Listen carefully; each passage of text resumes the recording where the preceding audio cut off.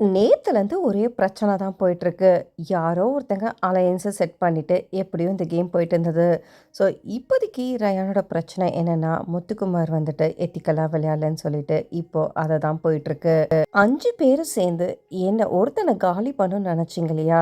அது என்ன பொறுத்தவரைக்கும் எத்திக்கல் கிடையாதுன்னு சொல்லிட்டாரு. சரி, சொன்னதெல்லாம் ஓகே. அதுக்கு இவருமே என்ன சொன்னார்னா, என்ன பொறுத்தவரைக்கும் எத்திக்கல். சரி, உனக்கு அது ஓகேன்னா, அது ஓகேன்னு சொல்லிட்டு நகர்ந்தாரு முத்துக்குமார். ஆனா, ரயான் என்ன பண்ணார்னா, இவர் சொல்றத கேட்காம மறுபடியும் அதையே பேசிட்டு இருந்தாரு. ஸோ, பக்கத்துல இருக்கிறவங்க எல்லாருமே சொல்லி பார்த்துட்டாங்க. ரயான் கொஞ்சம் சும்மா இருன்னு சொல்லிட்டு, அவங்களுமே கேள்வி கேட்டாலுமே இவரு கொஞ்சம் ஒரு மாதிரி ட்ரிகர் ஆயிட்டாரு. ஸோ, ப்ரொவோக் பண்ற மாரி பேசிட்டு முத்துக்குமார் என்ன சொன்னார்னா, "என்ன பார்த்து நீ பயந்துட்டல்ல, பயந்துட்டிய" அப்படின்னு சொல்லிட்டாரு. அங்க முத்துக்குமார் ட்ரிகர் ஆயி, "உனக்கு வேணும்னா நீ ஏதாவது பண்ணிக்கோ. நீ ஏன் வாய ஒரு மாதிரி வச்சு பண்ற? நீ ப்ரொவோக் பண்ற" அப்படின்னு சொன்னதுக்கு, இவரு என்ன சொன்னார்னா, "நான் ப்ரொவோக்லாம் பண்ணல. நான் சாதாரணமா தான் பேசினேன்." ஸோ, இப்படியே இவங்களுக்குள்ள கான்வர்சேஷன் ஜாஸ்தியாயிடுச்சு. ஸோ, முத்துக்குமார் ஒரு கட்டத்தில என்ன பண்ணார்னா, நகர்ந்துட்டு மறுபடியும் "ஒரு வேளை நீ அப்படி பண்ணலன்னா, என்ன மன்னிச்சிடுன்னு" சொல்லிட்டு அவருமே சாரி கேட்டாரு. அங்க இருந்த ஜாக்லின் ரயான் கிட்ட சொல்றாங்க, "நீ பேசினது ஒருத்தர ட்ரிகர் பண்ற மாதிரி இருக்கு. நீ பேசினது தப்பு." அப்படின்னு சொன்னவொன்னே ரயான் என்ன சொன்னான்னா, "நீ அவரோட சைடு சப்போர்ட் பண்ணிட்டு நீ பேசிட்டுருக்க. நீங்க 3 பேரும் ஒரு கேங்குன்னு" சொல்லிட்டு பேச ஆரம்பிச்சுட்டாரு.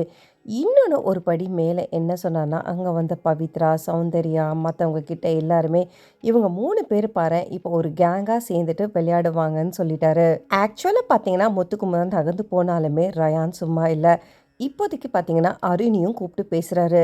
"நான் சொன்னது இதில என்ன ப்ரொவோக் பண்ற மாதிரி இருக்கு? இவங்க 2 பேரும் சேர்ந்துட்டு அங்க போய் ரிஜிஸ்டர் பண்ற மாரி பேசிட்டு இருக்காங்கன்னு" சொல்லிட்டு இருக்காரு. ஆனா, இப்ப பார்த்தீங்கன்னா, லைவ்ல இவர் தான் அருணியும் கூப்பிட்டுட்டு ரிஜிஸ்டர் பண்ணிட்டு இருக்காரு. "என்ன ஒருத்தன காலி பண்ணிட்டீங்கல்ல, இது மட்டும் எப்படி எத்திக்கலா வரும்? நீங்க பண்றது எனக்கு ப்ரொவோக் ஆகாதா? என்ன காலி பண்ணணும்னு நெனச்சிட்டீங்களேன்னு" சொன்ன ரயான் தான், இந்த கேமெல்லாம் ஸ்டார்ட் பண்றதுக்கு முன்னாடி ஒரு அலையன்ஸ் போட வந்தாரு முத்துக்குமார் கிட்ட. இவருக்கு 5 பாயிண்ட் இருக்கதுனால இவர அவங்க சேர்த்துக்கல. ஸோ, அதனால கேர்ல்ஸ் டீம்ல போய் சேர்ந்துக்கிட்டாரு. ஸோ, இவர பொறுத்தவரைக்கும் அவங்க ரிஜெக்ட் பண்ணதுனால தான் இவருமே ஒரு அலைன்ஸ் செட் பண்ணி விளையாடினாரு. தன்னை எல்லாரும் சேர்ந்து காலி பண்ணிட்டாங்க விளையாட விடாம. அதனால அவங்க பண்ணதே சரி கிடையாது. அன்ஃபேர் கேம் சொன்ன ரயான், எதுக்காக இந்த கேமெல்லாம் ஸ்டார்ட் பண்றதுக்கு முன்னாடி அவங்க கிட்ட ஒரு அலைன்ஸ் செட் பண்றதுக்கு பேசினாரு. ஸோ, அது தப்புன்னா, இதுவுமே தப்பு தானே! முத்துக்குமார் பொறுத்தவரைக்கும் யாருக்கு மார்க் கம்மியோ அவங்க தான் இந்த டாஸ்க்ல வின் பண்ணணும் இருந்தாரு. ரேயான் ஏற்கனவே ஜாஸ்தியா பாயிண்ட் இருந்ததுனால அவர அவங்களால அலைன்ஸ்ல சேர்த்துக்க முடியல. "உன்ன பொறுத்தவரைக்கும் ஒண்ணு சரின்னா, என்ன பொறுத்தவரைக்கும் ஒரு சரின்னு" சொல்லி தான் முத்துக்குமார் பேசிட்டு இருக்காரு. என்ன ஒரு சமயம் நீளமா பேசிட்டு இருக்காரு. டிடிஎஃப் பொறுத்தவரைக்கும் யாருமே அன்எத்திக்கலா விளையாடலன்னு தான் உண்மை. ரயான் இவர்கிட்ட சொன்னதுமே அருணுமே சொல்லிட்டாரு. "நீ அது ஒரு கான்வர்சேஷன்ல நீ ஒருத்தங்க ஹீட் ஆஃப் த மொமெண்ட்ல கேட்கும்போது, இன்னொருத்தங்கள அத ப்ரொவோக் பண்ற மாதிரி தான் இருக்கும். என்ன பொறுத்தவரைக்கும் எப்பவுமே கேம கெடுக்குறான்னு சொல்லிட்டு இருந்தாங்க இல்லையா? அதனால தான் நான் எதுலயுமே வாய நுழைக்கல. ஸோ, அவங்களா ஒண்ணு சொன்னாங்க. அதுக்கு ஓகேன்னு சொல்லிட்டு நாங்களுமே போனோம்.